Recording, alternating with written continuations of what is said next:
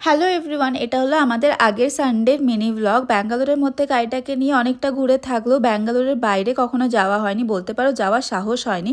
ব্যাঙ্গালোর থেকে একটুখানি বেরিয়ে গেলে কিন্তু অনেক ঘোরার জায়গা আছে যেগুলো ড্রাইভ করেই যাওয়া যায়, কিন্তু এখন নতুন নতুন তো তাই একটুখানি কিন্তু লাগে।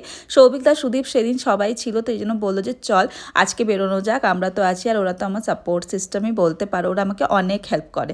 তো আমরা চলে গেছিলাম প্রথমে পিরামিড ভ্যালি ইন্টারন্যাশনাল। এটা একটা মেডিটেশন সেন্টার। ঢুকতে কোনো কস্ট লাগেনি, খালি মাত্র পার্কিং চার্জটাই লেগেছিল। জায়গাটা বেশ সুন্দর, ওয়ান ডে ট্রিপের জন্য তো খুবই ভালো। যদি ব্যাঙ্গালোরে থাকো নিশ্চয়ই ঘুরে আসতে পারো। ভেতরে ক্যামেরা অ্যালাউ ছিল না, তাই সব কিছু রেকর্ড করতে পারিনি। আর কিছু কিছু জিনিস নিজেরা গিয়ে দেখাটাই ভালো।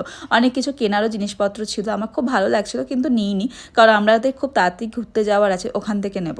সো যাই হোক, এদিন আমরা আরও অনেক জায়গায় ঘুরেছিলাম। আমরা সেফলি বাড়িও পৌঁছে গেছিলাম। ড্রাইভ করে বেশ ভালোও লাগলো। প্রথম একটু ভয় লাগছিল, বাট এইভাবেই তো সাহসটা বাড়াতে হবে। দেখা হচ্ছে নেক্সট ভিডিওতে। চ্যানেলটাকে সাবস্ক্রাইব করে